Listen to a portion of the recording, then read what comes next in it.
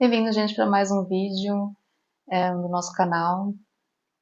A Renata e eu, a gente faz esses vídeos, né, para se conectar com vocês, porque a gente entende que inspirar outras pessoas e se conectar com elas acontece quando a gente mostra nossas vulnerabilidades, quando a gente é real e exige um pouco de coragem, né? Acho que bastante coragem para fazer isso. E só que a gente, nosso estilo de vida, toda a nossa mensagem gira muito em torno disso, né? De autenticidade, em se mostrar e principalmente em hoje falando sobre isso que é o tema principal, assumir responsabilidade pela própria vida, né? Porque esse foi o maior causador de transformações verdadeiras, genuínas que aconteceram na nossa vida, tanto no âmbito profissional quanto no amoroso, pessoal, todos exatamente. E como a gente tem essa história, né, para contar, a gente decidiu através do canal trazer isso mais para as pessoas, né, principalmente nas minhas sessões de terapia com as pessoas, eu percebo que compartilhar minhas histórias pessoais com elas, mostrar que eu também compartilho a mesma dor, gera muita conexão e ajuda muito essas pessoas, né? Então daí também surge a ideia de começar a fazer o canal, de começar a é, se conectar com mais pessoas ainda, né? Porque a gente nunca sabe quem está precisando ouvir uma certa mensagem. E eu acredito muito que a fonte, né, o universo, Deus, ele é uma inteligência organizada, né? E que quando a gente está precisando ouvir uma mensagem, quando ela é importante pra gente, eu acredito que esse vídeo pode ser como um instrumento, né, para abrir os olhos de alguma pessoa, para ajudar a expandir a consciência dela de alguma forma. E eu entendi que um tema muito forte que tanto com meus pacientes, quanto na minha própria vida, quanto na vida da Renata, do meu marido, né, das pessoas que a gente se conecta, do que eu vejo no dia a dia, na nossa sociedade, que está instalada na nossa cultura, né, é muito sobre essa relação narcisista que a gente tem um com os outros, né, e que já começa no meio familiar. Então a gente acredita que famílias saudáveis são o padrão e as disfuncionais, né, que são a exceção, mas na verdade é o oposto, né? Então é muito comum esses relacionamentos disfuncionais dentro da família, narcisismo materno, paterno, né, em geral, que também se espelha obviamente em religiões, na sociedade, nossa cultura, mas aí é assunto para outro vídeo. Mas assim, eu acho que hoje o mais importante que eu gostaria de falar, né, acho que mais machuca a gente nas pessoas, principalmente nossos pais, é muito essa questão da autorresponsabilização, né? Ou seja, eu acho que quando a gente pesquisa sobre o narcisista, né, sobre como ele age em geral, né, tipo assim, ele como uma persona em geral, pode ser através da mãe, do pai, de um tio, primo, amigo, né, chefe, pode se manifestar em todas as áreas. Mas eu acho que a principal característica que é de um narcisista é essa incapacidade de assumir responsabilidade pelas próprias ações e pelos próprios erros, né? Você vai perceber que o narcisista, ele sempre vai culpar o próximo, outra pessoa, né? E é uma coisa que a gente não deveria olhar para o narcisista como uma pessoa, é, escura, com capuz e uma coisa assim alienígena, assim, sabe? Eu acho que todos nós, na sociedade, como a gente foi criado dessa forma, a gente absorve esses mecanismos de defesa dos nossos antepassados, a gente reproduz eles de uma forma totalmente inconsciente, né? Então, por isso que é tão importante existir a ovelha negra, né, que é o rebelde da família. É tão importante existir porque ele normalmente vai contra as crenças da mãe e automaticamente dos antepassados, né? Então, tanto eu quanto a Renata, quanto o Joel, a gente foi muito rebelde da minha família, né? Eu sempre via muito a minha mãe falar isso pra mim. E na época eu acreditava ser algo negativo, porque vinha como uma palavra pejorativa, né? Como se eu fosse uma pessoa ruim, como se eu fosse uma pessoa que não se desse, que não pudesse se relacionar, como se eu não fosse uma pessoa responsável. E tantas outras qualidades, né? Tipo, que eu comecei a serem colocados em cima de mim, né? Tipo, adjetivos que minha mãe usava para descrever minha família, né? Meu pai também. E E eu acho que todo mundo sabe disso, todo mundo conhece isso, né? Eu acho que qualquer pessoa que tá assistindo esse vídeo, ela tá tendo esse chamado da fonte do universo, né? De ser esse canalizador que literalmente muda toda uma geração que vinha antes, né? Ou seja, quando a gente olha para os nossos padrões de comportamentais, nossos hábitos, a gente vai perceber que a gente não nossos pais, porque são mecanismos de defesa que a gente adquire na nossa infância, quando a gente vive no meio abusivo, né? Eu acho que parte do processo que a gente muitas vezes não entende, que vem só com o processo de cura, é entender o quão abusivo foi a nossa infância, né? Porque eu acho que a maior parte de nós, eu era uma dessas pessoas, eu olhava para minha infância, eu olhava para minha vida e falava, eu fui amada, eu sempre maquiei muito a minha mãe, sempre maquiei muito meus familiares e pessoas com quais eu convivia, né? Porque, obviamente, quando você é uma criança, você depende emocionalmente, financeiramente do adulto que está cuidando de você.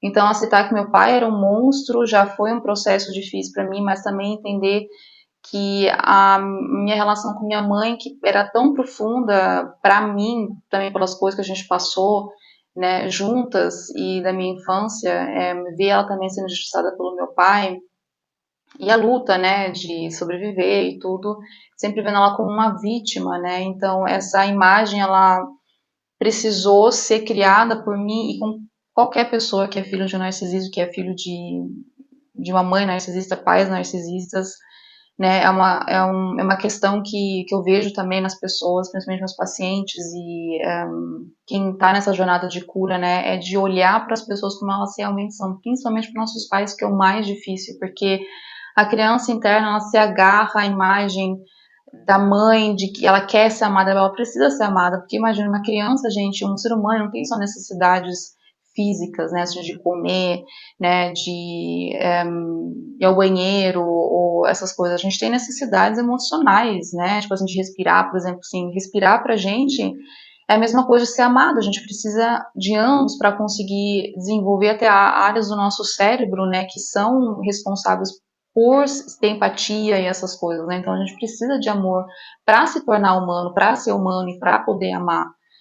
Então quando você passa por esse processo de renascimento, acho que a primeira questão, a primeira verdade com a qual a gente é confrontada é de que minha vida é uma mentira, minha vida foi uma mentira e eu me tornei uma mentira, né? Então, essa questão da autorresponsabilização foi, acho que quebrou o maior ciclo. Claro que são várias questões, mas essa de se responsabilizar pela minha própria vida e ser capaz de tomar decisões difíceis foram duas qualidades que, graças a Deus, eu consegui adquirir na minha vida através das experiências que eu fui vivendo e, né, das lutas. E graças a Deus essas qualidades elas começaram a se instalar muito em mim, eu comecei a cultivar muito isso, por mais difícil que fosse, e foi a partir daí que minha vida de fato começou a andar para frente, né? E é uma questão que eu acho muito importante a gente se questionar, todos nós, na verdade, né? Eu me questiono isso todos os dias, a Renata, o Joel, a pessoa que tá vendo esse vídeo, ninguém tá imune, né, a ser contagiado por comportamentos tóxicos, né? Então, se eu sei que eu sou filho de uma mãe narcisista, um pai narcisista, é muito importante trabalhar o próprio narcisista interno para que a gente não seja, né, esse canal que passa adiante os mesmos padrões comportamentais, as mesmas dores, né? Então, acho que no momento em que eu assumi a responsabilidade pela minha vida, o que é muito doloroso, porque exige muita coragem e muito, acho que muita autoconsciência de mergulhar na própria dor e em situações de extrema injustiça, onde você foi extremamente injustiçada, onde aconteceram coisas terríveis com você, de você ter, claro, depois de validar suas emoções, de passar por um processo de, obviamente, né, acolher essa dor, de você assumir a parte que contribuiu para que aquelas situações que geraram aquela dor acontecessem na nossa vida. E aí, quando você aprende a assumir responsabilidade pela sua própria vida e consegue, acho que ter essa autoconsciência, né, de ver, olhar para si mesmo e enxergar de como a gente replica os comportamentos dos nossos pais, como a gente aos poucos se torna os nossos pais. E eu acho que isso começa quando a gente vende a nossa identidade, né? Porque o narcisista, ele sempre vai exigir que você seja outra pessoa, na verdade que você seja igual a ele, né? Você tem que pensar igual a ele, se comportar como ele quer que você se comporte, vestir a roupa que ele quer que você vista, é, ser algo que às vezes vai totalmente para a direção contrária daquilo que é a sua essência, né? E o narcisista ele te abandona completamente quando ele percebe que não consegue fazer mais isso com você. E eu na minha própria vida eu tive que chegar em pontos extremos da minha vida, muito extremos mesmo, e onde eu assumo a responsabilidade por ter me colocado naquela situação.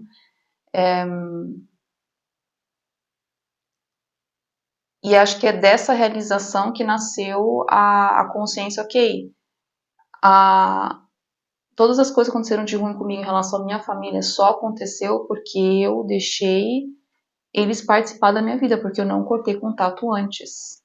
Né? Então eu estava muito preocupada com chantagens emocionais por parte da minha mãe, de que ela se mataria caso eu abandonasse, ai, que a culpa seria minha, né? Então toda essa manipulação emocional e que ficava sempre no meu subconsciente, então claro que eu ficava com muito medo e acabava me traindo, né? Acabava escolhendo me trair, acabava escolhendo deixar uma pessoa na minha vida que se destrói, que me afunda junto com ela, que é o que todo narcisista faz com a pessoa que ele ama.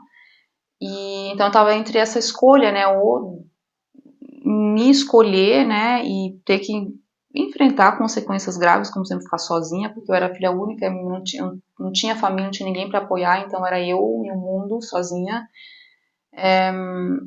No país estrangeiro sozinha ainda, que é o Brasil, e entender que eu teria que literalmente seguir uma vida onde se acontecesse alguma coisa de ruim comigo, não, seria mercê da sorte, assim, no mundo, né? E a Renata também, o Gel também. E eu acho que por isso que essa questão da nossa amizade é muito importante, porque eu não teria sobrevivido no Brasil se eu não tivesse conhecido a Renata, se ela não tivesse me conhecido, se não tivesse uma tivesse tido a outra. E eu nunca teria tido a oportunidade de me tornar quem eu nasci para ser se eu não tivesse tido uma pessoa na minha vida e pessoas na minha vida que me apoiassem nesse sonho, nessa minha visão. Quando a gente se conheceu, a Renata se conheceu, eu falei, amiga, a gente vai, tu vai ver, Deus ele vai fazer coisas maravilhosas na nossa vida. A Fonte, ela conversa comigo, ela me prometeu isso, isso e isso, já tá se realizando.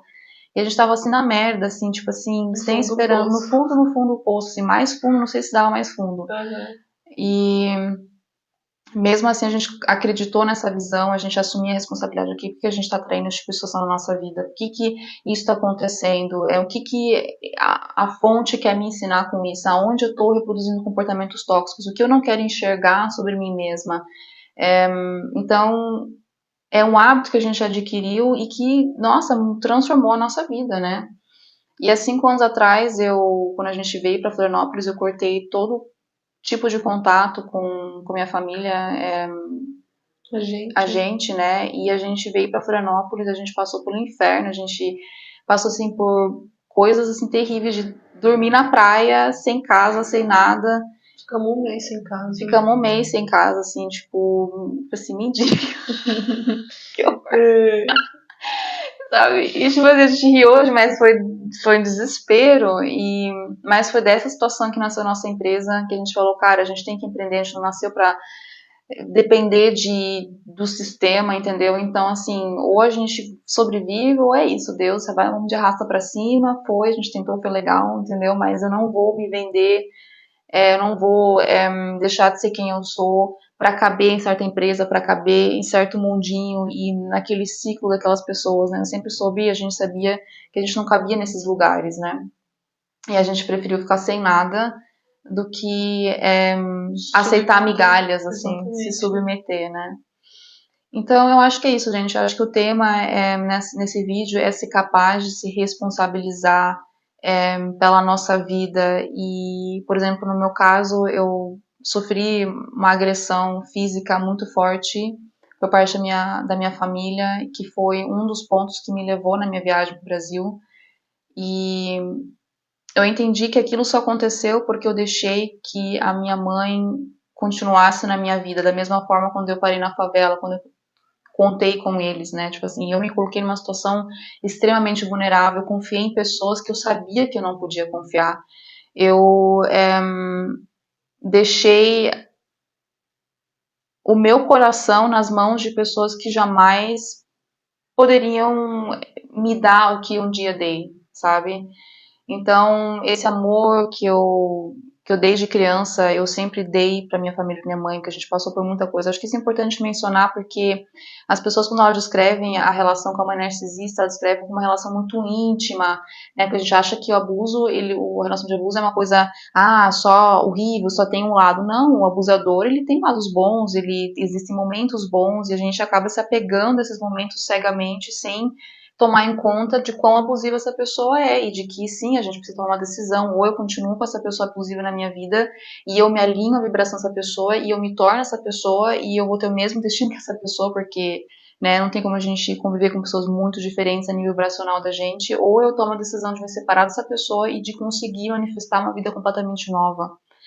E foi isso que a fonte me falou e uma parte me relutava isso, eu percebo também que nos pacientes, nas pessoas, é uma relutância, porque a criança interna tem muita dificuldade em aceitar isso, né, porque os olhos delas é tipo os botãozinhos da Coraline, né, eu recomendo muito esse filme, ele é muito bom, que escreve muito bem o narcisismo materno. Então, né, tem uma cena, inclusive, que a mãe aranha, ela, né, oferece os botões pra Coraline, tipo assim, ela mima a Coraline, né, faz tudo por ela, e aí chega um momento onde ela tem que pagar, né, pelos mimos, que é o que? Vender a identidade dela, enxergar pelos olhos da mãe aranha dela, não seja os olhos dela verdadeiros substituídos por olhos de botão, que é mentira, porque são olhos de mentira, né, e que é mentira que a gente cria na nossa própria vida, a gente cria essa mentira na nossa vida, né, com os relacionamentos que a gente tem com as pessoas ao nosso redor, porque a gente tem medo de ser autêntico, de ser quem a gente realmente é, porque a gente sofre rejeição quando a gente é quem a gente realmente é. E só que foi quando também fui tomando essas decisões, foi ali que eu fui um match vibracional para amizades e para relacionamentos saudáveis, sabe? Não só no nosso trabalho, no nosso vida pessoal, mas também no dia a dia, assim, sabe? De quando você vai pegar, sei lá, uma fila, de você não sempre estar convivendo com pessoas desrespeitosas, tipo assim, de você alinhar sua vibração com decisões difíceis num patamar tão alto que a sua vida você parece que vive outro mundo, parece que as pessoas começam a ser mais simpáticas, parece que você é recebido pelo mundo de uma forma diferente também, porque, claro, é um espelho, porque se eu me amo, se eu me aceito e tomo decisões que são favoráveis à minha criança interna, à minha verdade, que honram a minha verdade, claro que eu vou manifestar uma vida com uma vibração mais alta, onde as pessoas automaticamente também vão me amar, me respeitar mais, porque eu aprendi a me amar e me respeitar mais. E eu entendi isso sobre a fonte, ela ia me falando nas minhas conversas com Deus, a fonte, que eu chamo de fonte, porque ela é a fonte de tudo. Uma fonte falava muito isso para mim, de que o universo, existem leis no universo, e uma delas é a lei do espelhamento, que muitas pessoas conhecem como lei da atração, né? Ou seja, tudo é vibração, tudo é energia, então não tem como a gente atrair pessoas no nosso convívio que são muito diferentes de nós, elas sempre vão espelhar um aspecto que a gente não está consciente. Então, por isso que na terapia a gente faz muito também o shadow work, né, que é o trabalho de sombras, o trabalho de partes, que é se tornar consciente das nossas sombras, integrar elas para elas parar de ficar aparecendo como um vizinho chato, como um chefe narcisista, né? Então as pessoas, elas se manifestam, todos esses aspectos dentro de nós que a gente não enxerga, que a gente não vê, eles se manifestam na nossa realidade. E quanto mais eu trabalho dentro de mim, quanto mais eu faço trabalho interno, quanto mais eu integro os meus sombras, quanto mais eu me disponho, né, a sentir a dor delas, né, e da presença para essas partes que precisam de atenção, cara, a recompensa ela é gigantesca. É difícil o caminho, não vou mentir, não vou dizer que é fácil você dispor a sentir todo o inferno e tirar a anestesia, tipo assim, literalmente só convencer uma pessoa, cara, que tá com uma perna quebrada, convencer ela a falar, cara, para de anestesiar sua perna, porque se você ficar anestesiando ela, você não sente a dor e você vai continuar usando ela como se ela estivesse boa e uma hora você vai perder essa perna, né? Então, eu tô aqui tentando convencer a consciência coletiva de parar de anestesiar a própria dor e da gente fingir que a gente tá bem, porque assim a gente tá perdendo aspectos de nós, partes de nós que às vezes, numa certa idade, não podem mais ser resgatadas nessa vida, né?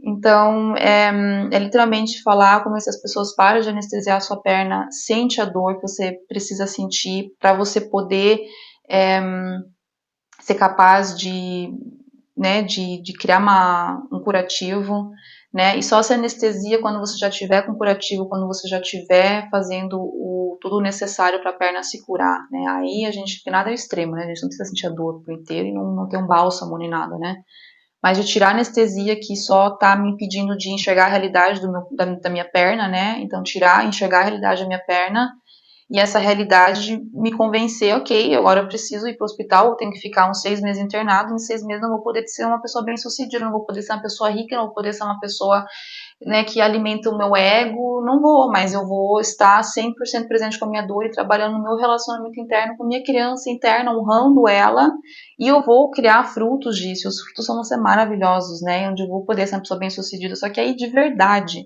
porque uma parte de nós, a maioria de nós, a gente ganha sucesso passando por cima da gente. Tem que ser muito difícil, e não sei o quê.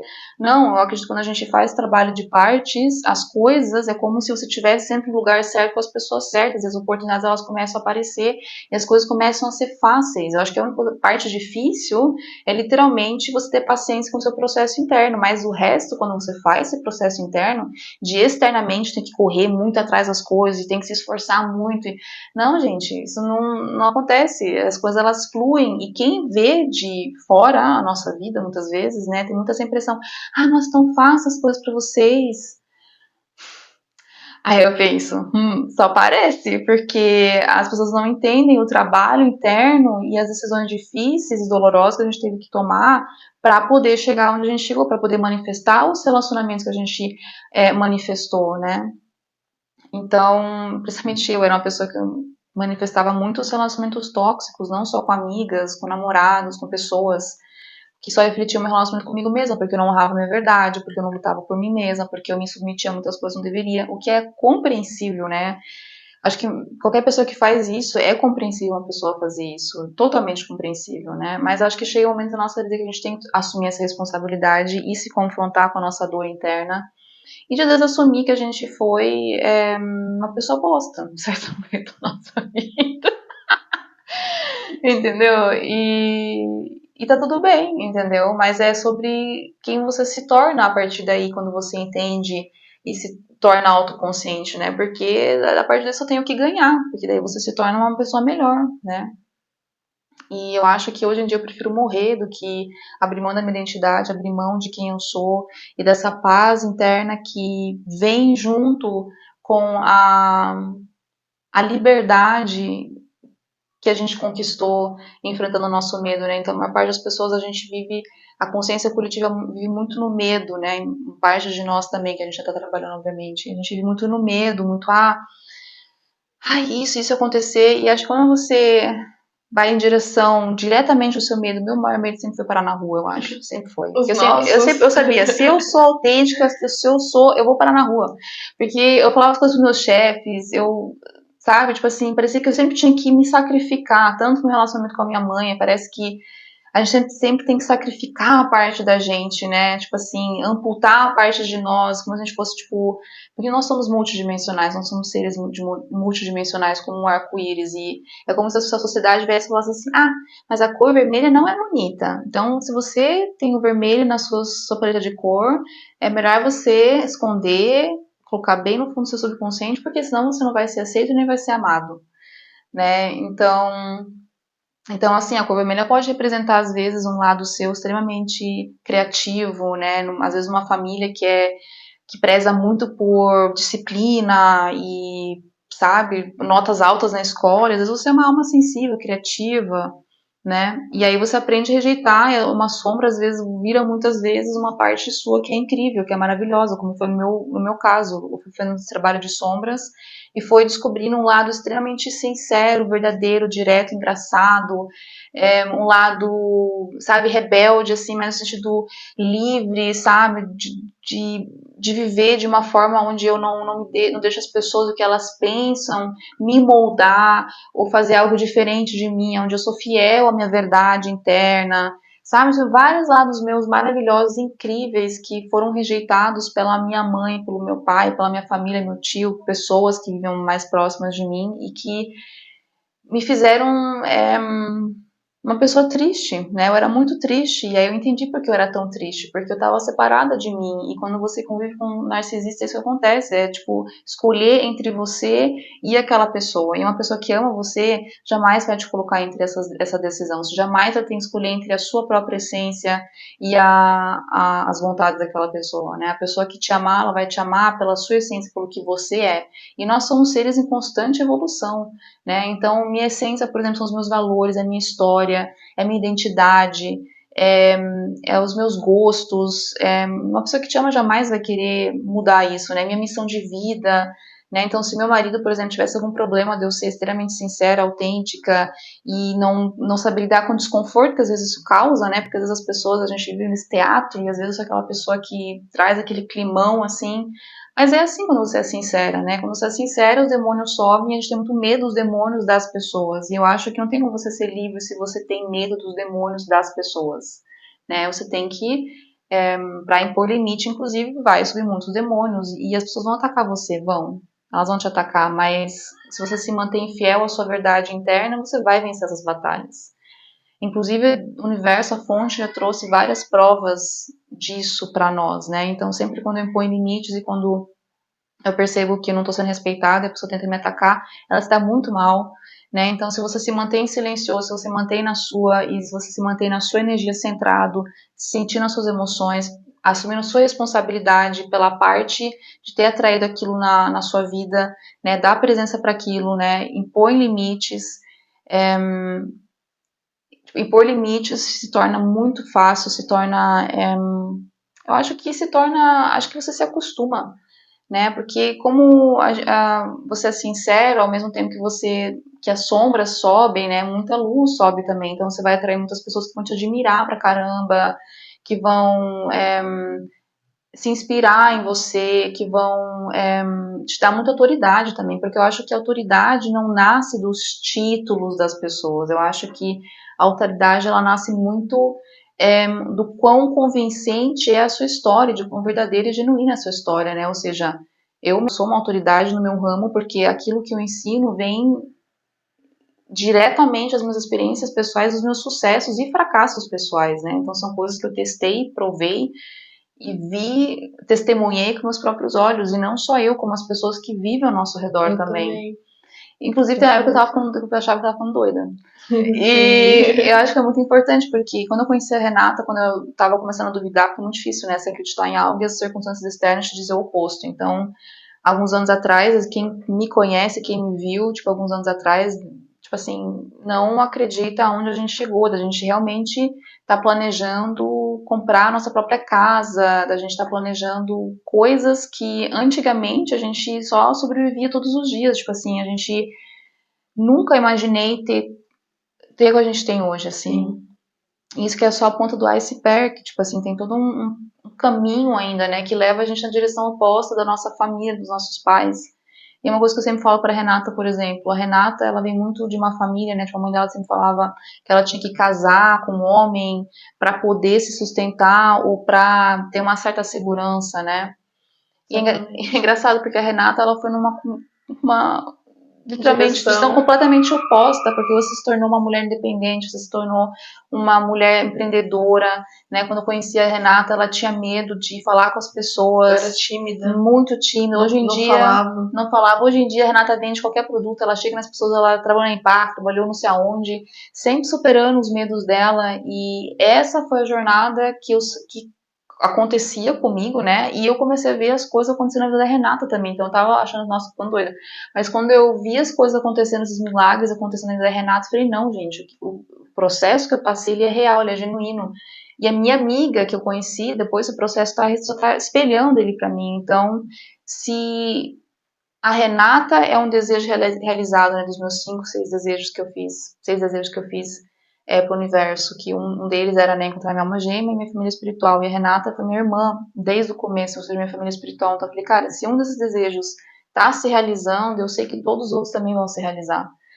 E os primeiros desejos que se realizaram foram muito mais os que tinham a ver com o meu mundo interno, né? Por exemplo, os meus desejos era se tornar quem eu nasci para ser. Outro desejo era ter liberdade interna, porque eu era uma pessoa muito ansiosa, eu vivia no medo e eu não me sentia livre, né, no meu próprio corpo, né? Então, ver os meus desejos se tornando realidade e saber que ainda tem muita história, ainda tem muita coisa para acontecer ano que vem, depois, e tá vivendo a vida que eu vivo hoje, porque eu era suicida, eu tinha muita depressão, a Renata também, quem conhece a história dela, quem sabe, a gente vai falar mais detalhadamente também, sabe que a gente tem passado muito pesado e todo esse processo de, né, de se confrontar com a própria dor, ou seja, de realmente mergulhar no meu passado, a Renata também, que confrontou a gente com muitas verdades. Eu, por exemplo, descobri que meu pai me abusava desde os 2 anos de idade. A Renata, ela descobriu que ela foi abusada muito antes do padrasto dela. Ela descobriu que a mãe dela via, testemunhava e não fazia nada, né? Então são coisas, memórias que a Renata tinha inibido e que a gente, com esse trabalho de partes, com o shadow work, né, trabalho de sombras, é, se confrontar com isso foi muito doloroso, assim, foi, sabe, extremamente difícil. E claro que convencer as pessoas de ir diretamente para a dor delas, né, se confrontar com a dor, se confrontar. Claro que não de uma vez, né, gente? É 1% todos os dias, não vai fazer isso de uma vez. É uma coisa que aconteceu nos últimos 10 anos da minha Foram vida. anos também. Claro, tipo assim, não é uma coisa que vem de uma vez, né? Mas são situações que às vezes levam você ao limite, assim, sabe? E persistir nisso é muito difícil, claro que é. Mas eu acho que todo ser humano tem que aprender, nós, seres humanos, temos que aprender a assumir responsabilidade pela nossa vida e lutar por nós, pelo nosso bem-estar. E é difícil, gente, se amar na sociedade que a gente vive, que é programada, né, para fazer a gente se odiar, fazer a gente se fragmentar, fazer a gente amputar parte de nós, sempre se sacrificando e nunca podendo realmente ser quem a gente realmente é e ser amado pelo que a gente é e ser suficiente pelo que a gente é. Nessa sociedade é muito difícil se amar. E muitas vezes você vai ser visto como vilão, né, quando você decide se amar, como eu, por exemplo, né? Então, eu falei, quer saber de uma coisa, se minha família quer me fazer de vilã ou de me pintar de uma certa forma, deixe estar. O importante é que eu não sou, porque se eu fosse, eu não estaria onde eu estou hoje, né? Se eu fosse uma menina rebelde, ou se eu tivesse realmente tudo aquilo que minha mãe falou de mim, ou inventou de mim, projetou em mim, pelas dores que ela não teve, né, a força suficiente de se confrontar e não teve a força de se autorresponsabilizar pelos próprios erros, reflete algo sobre ela e sobre eles e não sobre mim. Enquanto eu souber quem eu sou, ser fiel a quem eu sou, não importa o que o mundo diga sobre você, ou sobre mim no caso, isso não vai te importar, porque você vai estar convivendo com pessoas que todos os dias vão te lembrar de quem você é e de que você é suficiente. E aí, se você está convivendo, esse se torna o seu mundo, né? Você está convivendo com essas pessoas, esse se torna o seu mundo. E o barulho que as pessoas fazem lá fora, e quilômetros de distância de você, porque você impôs esses limites, né? Porque as pessoas estão afastadas de você, esse barulho não chega em você. Então é como se ele não existisse, né? E por isso que ele se torna esse caminho de autocura, esse caminho de fazer o processo de integração, esse caminho de renascimento que a gente sempre fala, ele é tão importante na nossa própria vida. E eu admiro qualquer alma que tem coragem de seguir esse caminho, e eu acho que qualquer pessoa que acompanha a gente, que gosta dos nossos vídeos, que se sente atraída por esse conteúdo, né, tá recebendo esse chamado, e eu encorajo vocês a querer isso para vocês, né? A seguir esse caminho. A gente está chegando agora perto do Natal e não tenham medo de dizer não. Se você não quer se encontrar com sua família, se você não quer ficar perto de pessoas, às vezes ficar sozinho é melhor, sabe? A gente às vezes tem muito medo de ficar sozinho com a nossa própria companhia.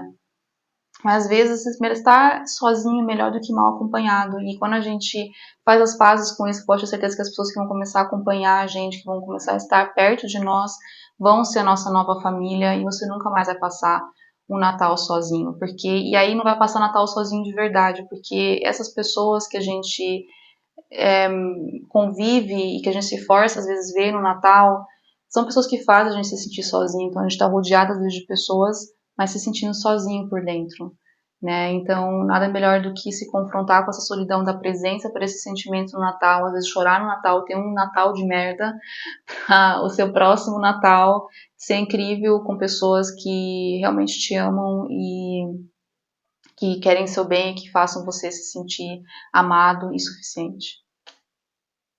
Até a próxima, gente. Obrigada por assistir até aqui. Obrigada, gente. E até a próxima.